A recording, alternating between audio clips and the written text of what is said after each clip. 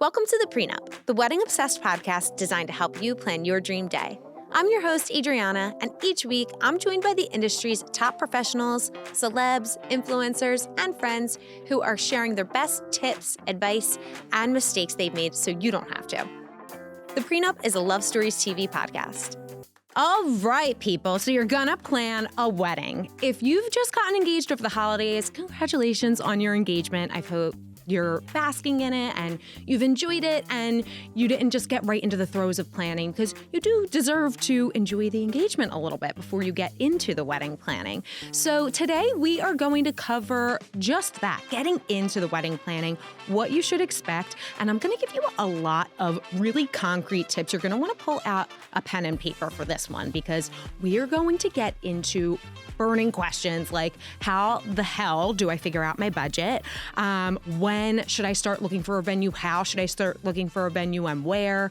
We're going to cover everything under the sun in those beginning stages when you're just starting to plan. So fear not, it's not as scary as it sounds. The big one we're really going to get into today is a question that most of you have all the time. It's budget, because it's just so goddamn hard to figure out. And I said I was going to cool it with the cursing in the new year, and I haven't followed through on that yet. I'm sorry. But I will try, because my little nephew, Jimmy, does watch. Hi, Jimmy. I love you.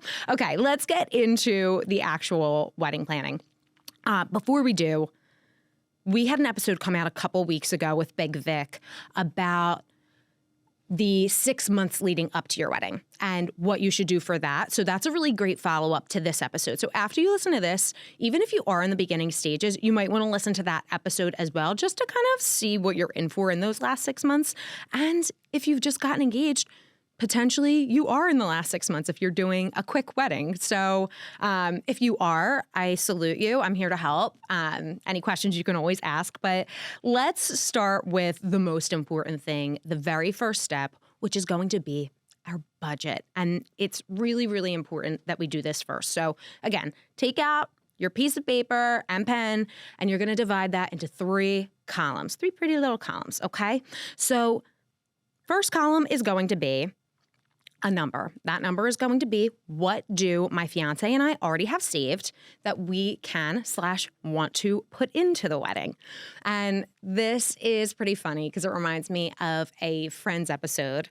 If anyone knows and loves Friends, they know what I'm talking about. But Monica discovers that her parents have squandered her wedding savings on a beach house, and they don't have anything to contribute to her and Chandler's wedding. But then she finds out that Chandler is like kind of rich and he has all this money saved up.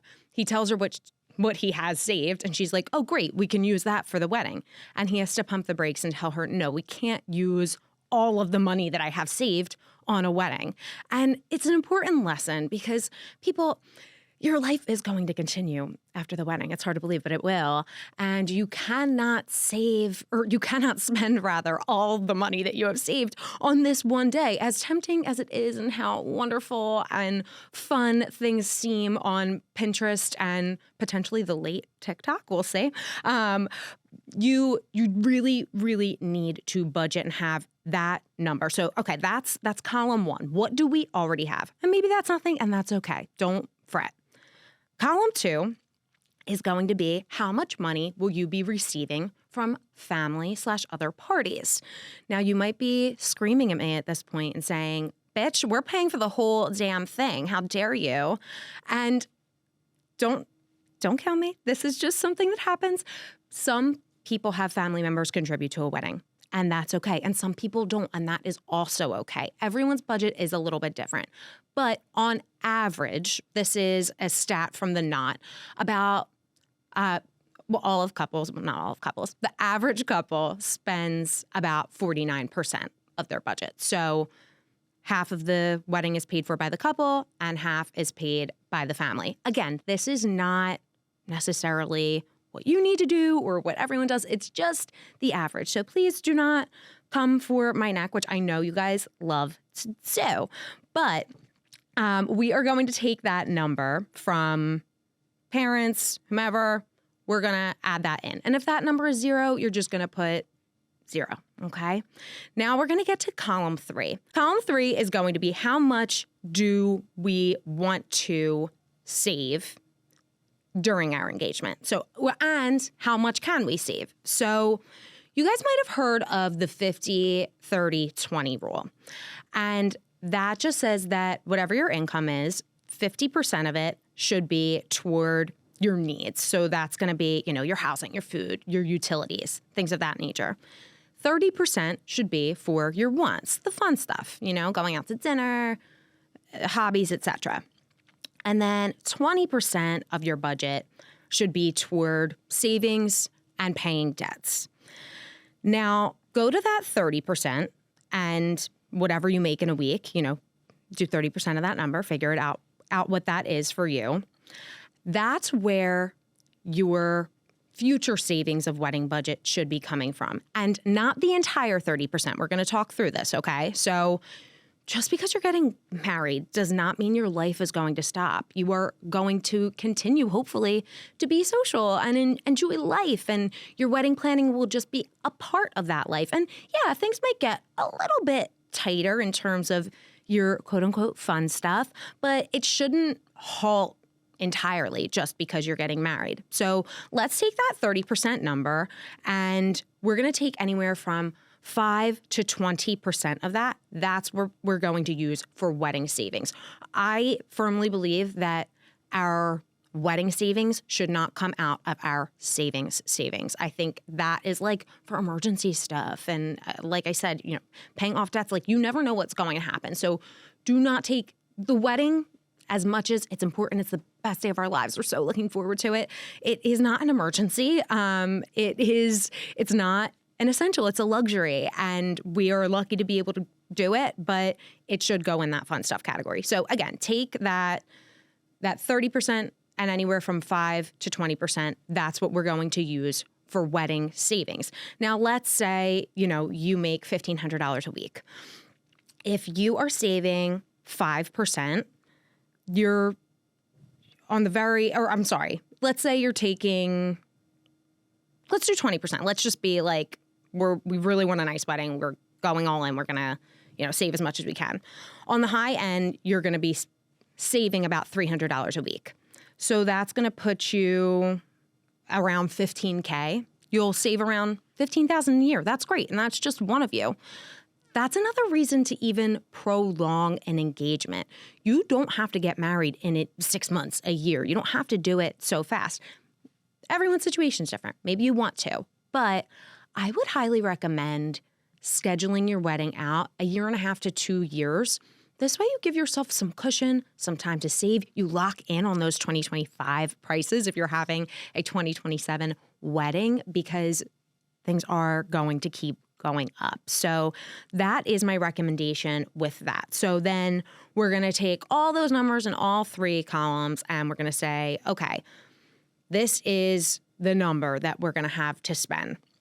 That is going to be our wedding budget. And we are not going to want to veer from that, people. I promise you this, you will regret putting yourself into debt, paying for a wedding that you cannot afford. It is just, it's what it is. So do not try to keep up with the Joneses. Keep up with yourself. What do you like? What do you want to do? And what can your budget actually feed? Okay, so I'll give you a good example. If you follow Grow with Jo on socials, she has this really amazing fitness account. She's on YouTube and everywhere, but she's awesome. On a side note, if you're looking to get jacked for your wedding, but she and her husband, like 5 years ago, had a wedding ceremony that worked for them at the time. They didn't do the big thing, and they told themselves that in 5 years, when it made sense for them, they were going to come back and do this really big celebration. And they did. They did it in 2024. They did it with their family and friends, and children were there even too, which probably made it so much more special. So if you can wait, like that's just one idea. That's one way to do it. You can also just do the quote unquote big thing in a different way than what you see in a Vogue feature and the not. And I know it's so much easier to hear this and be like, okay, well, I still want my wedding to really be beautiful and fabulous. I promise you, at any budget, you can have a beautiful and fabulous wedding. We need to tweak, ask not how you can work with your budget, but how your budget can really work for you. So, okay, so keep listening. We're gonna get there, I promise you. So that was step one. It's a big step and it's a lengthy step, but it is probably the most important one. I will be honest, I've seldom met a bride or / couple, who has stayed strictly within the budget. But I think you can do it. I really do. And I hope that you do. And even if you do go a little over, don't beat yourself up, but try not to go over too much. Anyway, let's get to step 2, which is going to be guest count. Now, I like to do guest count in between, like kind of sandwiched in between these two budget things. You'll see what I mean. But let's get to that step 2. We're again going to divide this into 3 categories, okay? So grab another piece of paper, start writing that guest list. But we're going to do category 1. Category 1 guests for your wedding are going to be people who are absolute must-haves at the wedding, could not picture the day without them. So that's definitely going to be you and your fiance. For everyone, this is going to look different. It might be parents and immediate family. It might be closest friends to you. It still might be like 100 people.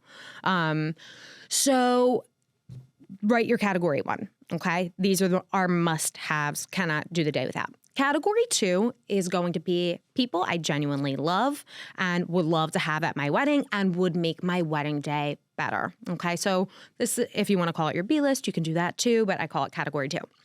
Category 2 guest.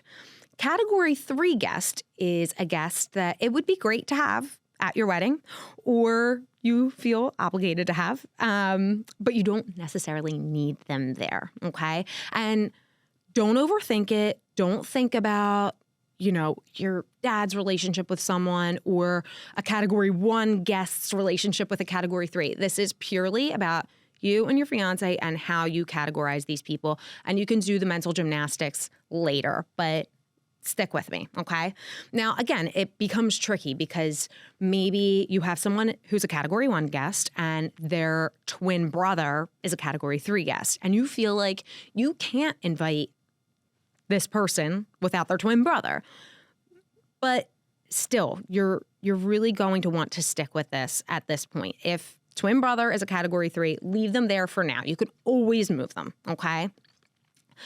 The reason that we want to do this is because we want to see our venue options on the high end and the low end of capacity, okay? Your wedding venues that you're going to look at, all of them, not most of them, all of them are going to have a minimum and a maximum that they'll allow in. So, there's going to be maybe a restaurant, you could have 10 people, but a traditional banquet hall, you're not going to be able to have a wedding with 10 people. They're just not going to permit it. There's minimums as well as maximums. There are capacity rules. If you have a 500-person wedding, that really, really, really narrows your pool. There's not many venues that can accommodate that number. So that's where we want to look. But we do this before we go to a percentage breakdown of budget because we want to figure out price per person when it comes to certain categories. And we can't do that without knowing how many people, okay? So put that to the side for now. Put your guest list over here, put a pin in it. We're going to come back to it in a minute. We are now going to go into general percentages of what you should be spending per vendor or item on your wedding, okay? So we're going to take it from the top, and I'm going to give you ranges. Don't yell at me. Don't curse at me. Just stick with me and listen to the end because it's important, okay? There's going to be caveats with things, so just keep listening. All right, venue.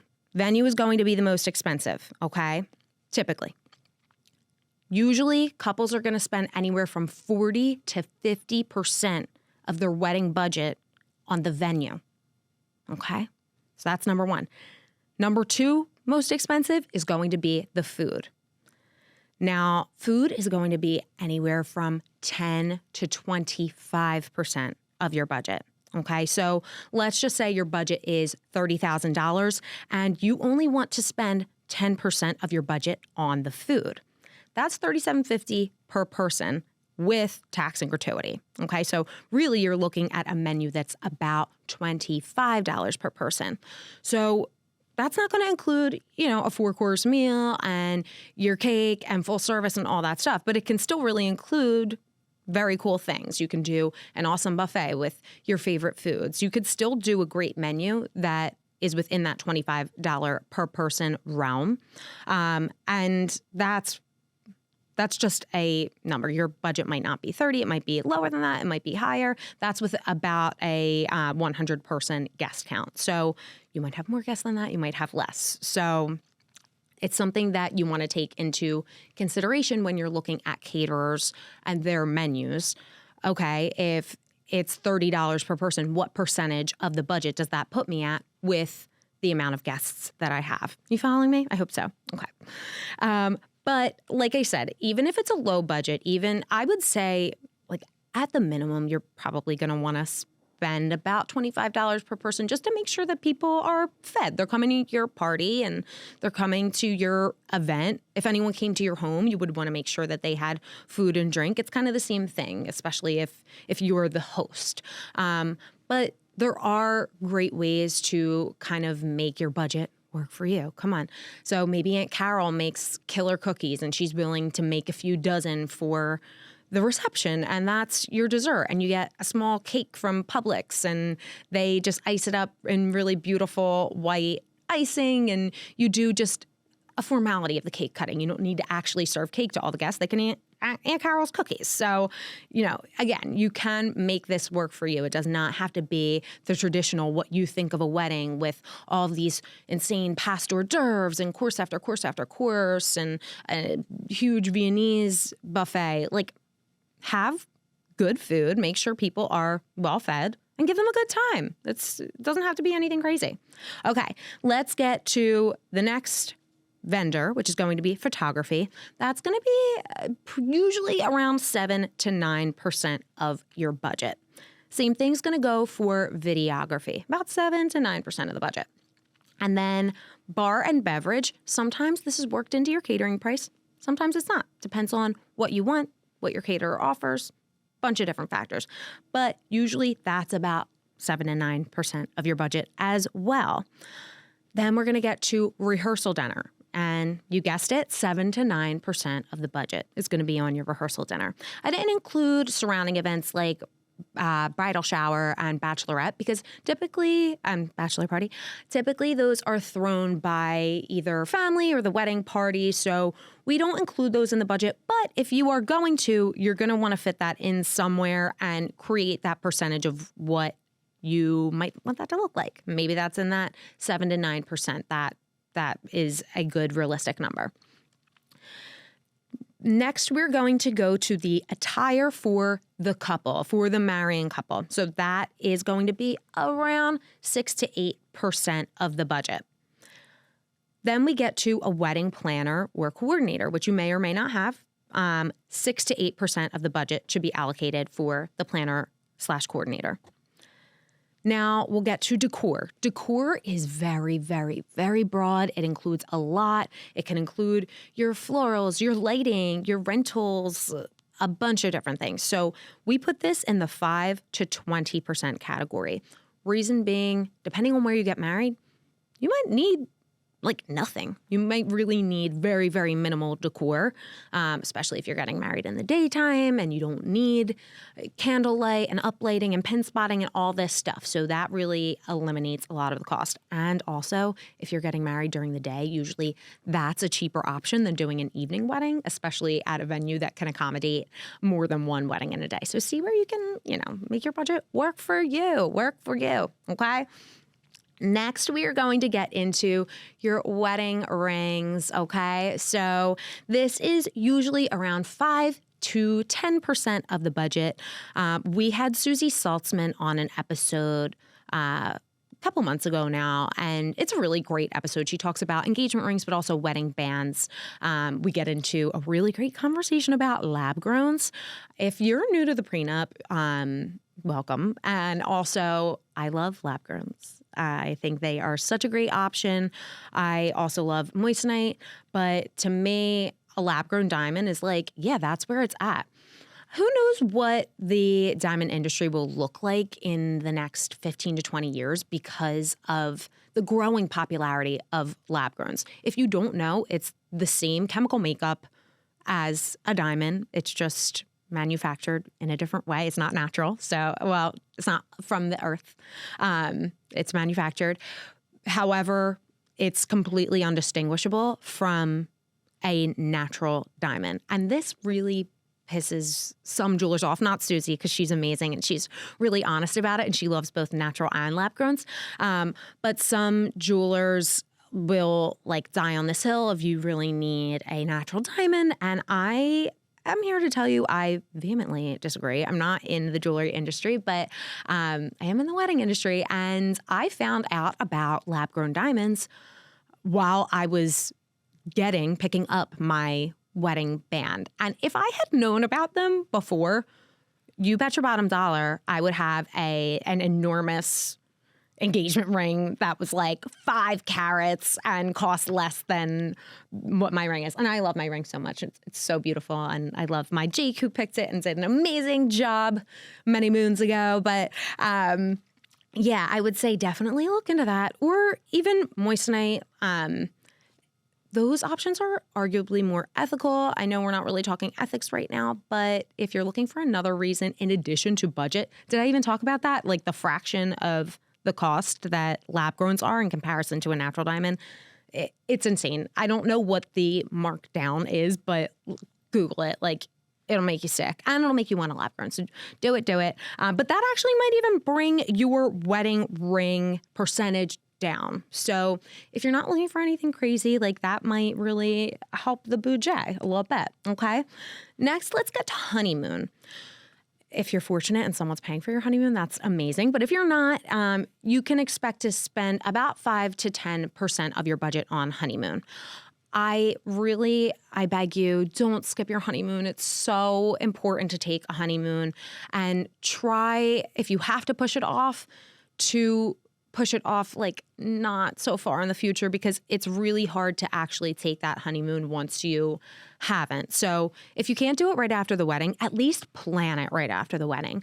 And this way it's done and you know you can take it, and before life gets so crazy and you get your raise and your promotion and all the wonderful things of life that happen that prevent you from traveling the way that you would have been able to in your youth. Yeah, just do it. And register with Honey Fund because they have been a sponsor. They're not a sponsor of this episode, maybe, but they are phenomenal. It's a cash fund, if you don't know what Honey Fund is, where you can register for different excursions of your honeymoon, and your friends and family members can contribute to that. So instead of just giving you a cash gift, they're actually putting their money toward like something really wonderful and beautiful for you guys, an experience that you want, which I love. I think it's fabulous. Okay. Next is going to be music and entertainment. This is going to be about 4 to 14% of your budget. Big jump. But this is because your music and entertainment is going to look different depending on who you contract. Maybe you want a DJ, which is going to cost a lot less than a 13-piece band, okay? That's going to really run things up. So if music is important to you, you might want to spend that 14% on music and entertainment. And then when it comes to wedding rings, maybe you're going to want to be more in that like 4 to 5%. So you can tweak it. You don't have to go exactly by these percentages, but it's just really a good baseline and a guide. Let's get to attire for the wedding party. Now, this is a little bit, I don't want to say controversial because let's be real, like relax. If this is controversial to you, let's go take a nap and we'll get back up and we'll regroup and we'll say, okay, like that was crazy that I got upset about wedding attire. But on the internet, you never know what people are going to get. Anyway, some people do pay for the attire for their wedding party. I mean, bridesmaids, groomsmen, if you're having flower girls, ring bearer, things like that. If you are so generous to be doing this, and again, this is not a custom, this is just something that people do that we want to incorporate in there. Usually it's around 4 to 5% of the total budget. So nothing too crazy. Transportation is going to be about 3 to 5% of the total budget. So that's getting your wedding party all around where they need to go.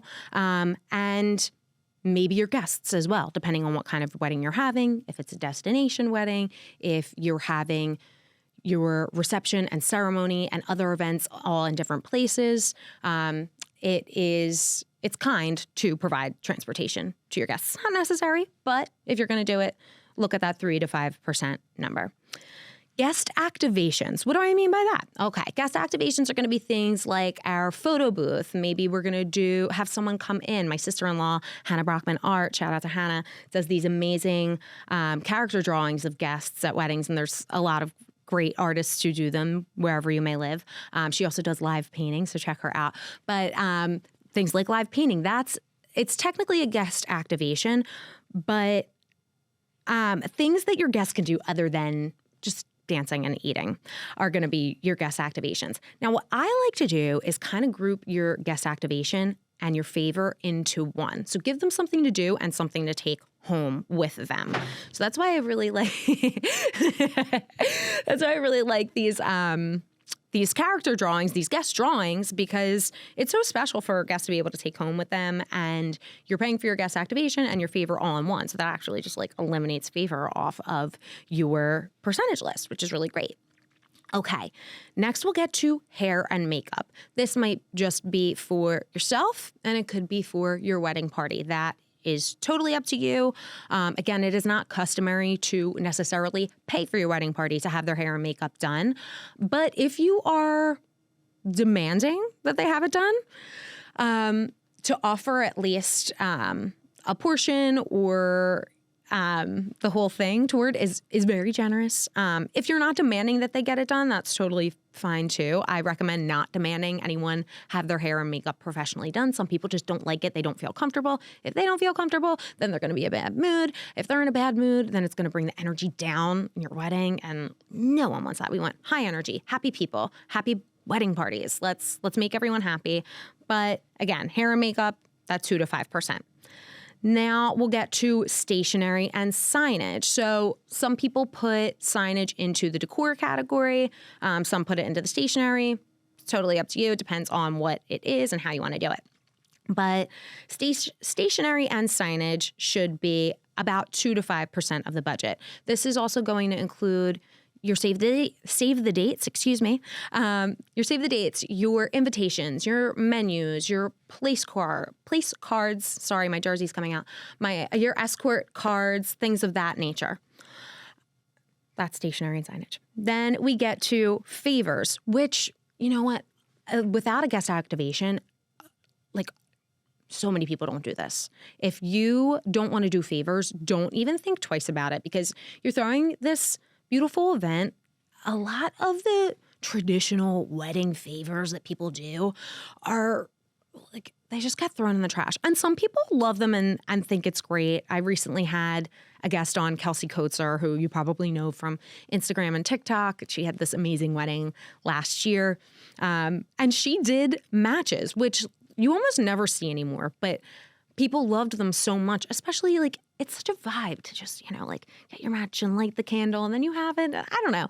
If you like matches, do it. If you want to do a favor, do it. But if you're trying to save money and you're feeling some type of way about favors, nix them. No big deal. Next is going to be officiant. That's going to be about 1% of the budget as well. Now, a lot of people will opt to have a friend or family member officiate their wedding, which I think is really cool. If you are having a friend or family member officiate your wedding, tell them to log in, sign up for a platform called Provenance. It is such a great place for anyone who's giving any kind of wedding speech, if you're writing your vows, but definitely officiants to kind of organize things and make sure that it's a really well given ceremony. It's such a huge responsibility. I think a lot of people, when they either ask someone to officiate their wedding or when another person accepts that responsibility, they don't realize what a huge deal it is, but it really sets the tone for the wedding. And you don't want someone fumbling and stumbling over themselves and making inappropriate jokes or reading off their phone. That's a big no-no. I know we're talking about budget, but like, don't read off your phone. Please don't read off your phone. Yeah, but if you want to save that 1%, ask a friend, family member or a friend to do it, but make sure that there's someone who you really trust to be prepared and can speak well. All right, so we went through most of the undertakings of the budget percentages, and you might be saying, Adriana, that adds up to more than 100%. And you're right, and that's how budgets are broken.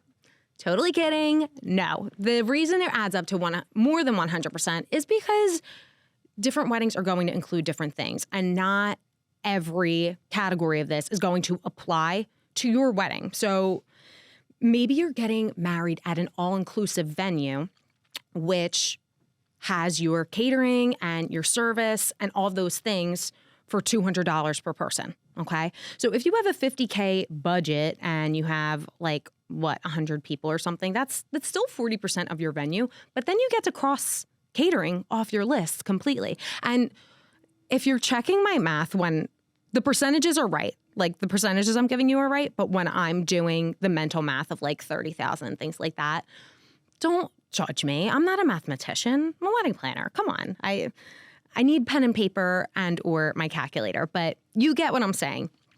If you are combining things, if you're bundling things together, or you're not paying for your wedding party's hair or makeup, attire, things like that, those are things you can cross off the list, and you can increase your percentages for other things on the budget. Okay, so I like doing it in this order just because of the venues and catering packages. You start to assess your guest list a little more. So once you've done all this and you realize how much money is going toward each thing, and you realize you might be paying $200 per person when all's said and done, maybe your category 1 person actually becomes a category 2. You know what I mean?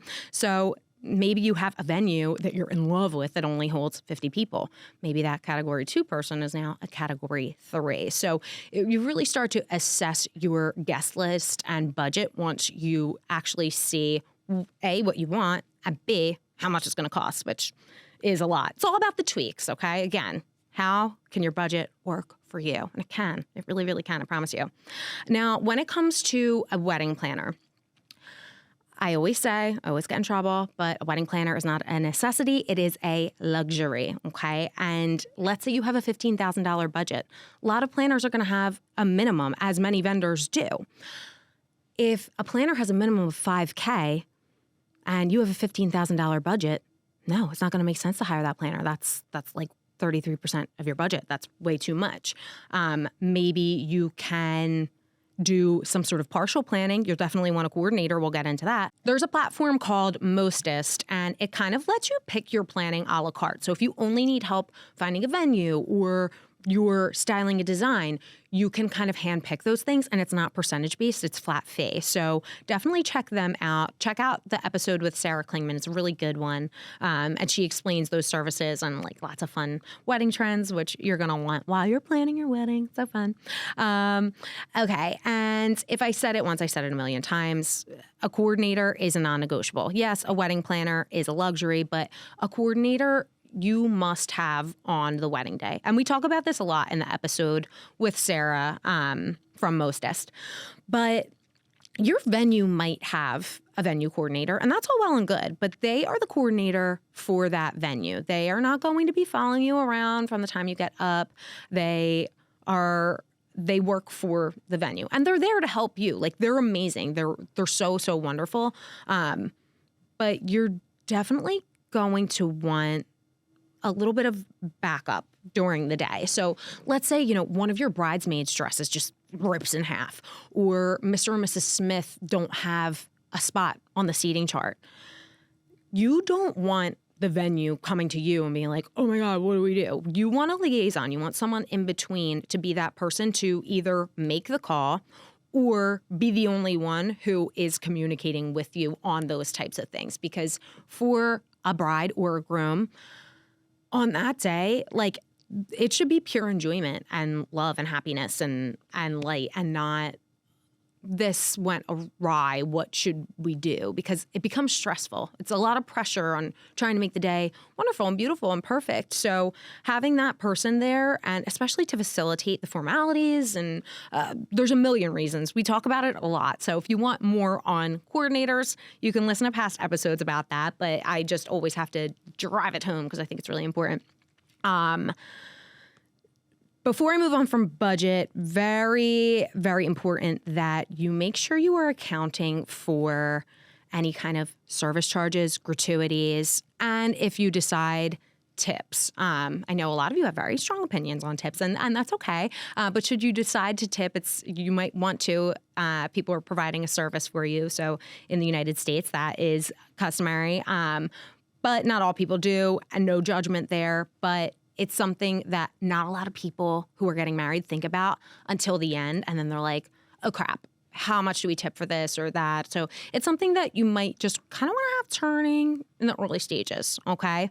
Today we are skipping premarital counseling because I like to do that with guests. But as always, you can always write in questions to Adriana at the-pre-nup.com or podcasts at Love Stories TV. We answer your burning questions and we deal with family drama and anything related to your wedding. And even if it's not related to your wedding, if you just want to, air a grievance, we may not put it on here, but I'll write you back and help. But I am going to answer just a couple DM questions from Instagram. The first one is, where do you buy uplighting?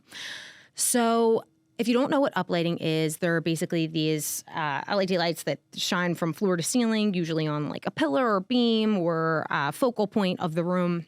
And it's for ambiance, and it just makes things look really pretty and beautiful. And you will not want to buy your own uplighting. You can do it, but I wouldn't recommend it. You'll want to hire a service to put in your uplighting if your venue doesn't have it included. So if you don't know where to look, I mean, a quick Google search will do just fine. But your entertainment company is a good place to go for that, because they might actually even have it in their catalog. You might be able to get your uplighting from them. So I would say go to your entertainment first, your DJ or band, ask them about it. And if they can't provide it, just do a quick search of uplighting, pin spotting in my area, because it's a little much for you to be the installer of your own uplighting on your wedding day. I could go on more about that, but for brevity's sake, we'll touch on that at another time. Next question. What does the, quote, optional in black tie optional mean, or what is the optional in reference to specifically? Okay, so we had an episode with Gabrielle Hurwitz on September 3rd. It's called Why Every Bride Needs a Stylist. And we talked about what black tie optional attire entails. And it displeased a lot of people. There was a lot of talk in the comments about what should be expected in black tie optional. So let me just break it down really simply so you understand. Black tie means a tux, okay? The optional means that you have the option to wear the tux or not. But the fact that it's black tie is letting you know that it is a formal event. So you're either wearing a tuxedo or a dark suit, or if you're wearing a suit or tux. And if you are wearing a gown, you're going to wear something floor length. Usually a black tie indicates that it's a little bit more modest in color and style and pattern. But black tie optional, sometimes you can get a little bit more fun and funky. Some people specify, color palettes and things of that nature. But if it's not listed, typically a floor length gown will do. Just don't make it white. Okay. And then 3, I'm confused about save the dates. Why not put the exact location on it? Okay, so save the dates typically don't list the address of the venue. The reason is it's just kind of a courtesy to let people know this is when we're getting married and this is the general area. If we're making accommodations for travel, things like that. You can put the address on it. No one's gonna, come from the wedding court and arrest you. No, it's totally fine to put it on, but it's just redundant. You're going to send out an invitation that has the address on there. So it's just one of those things in the wedding world that usually people don't do, but do whatever you want. I would say that you could maybe instead put either a QR or your wedding website on the back of the save the date, and you can list your venue information there. But yeah, that's why it's a stupid reason, but that's why we do it.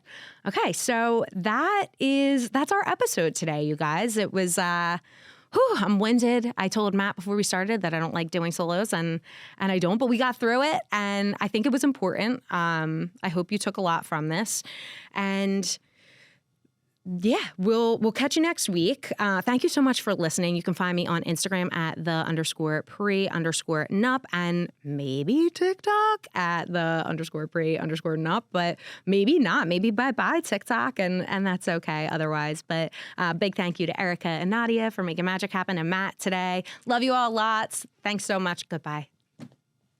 Thanks for tuning into the Pre Nup. Don't forget to subscribe and leave us a review on your favorite podcast platform or on the Love Stories TV YouTube channel. Follow at _pre_nup and at Love Stories TV on Instagram for more. Have feedback or suggestions for the next episode? Feel free to reach out to us at podcast@lovestoriestv.com.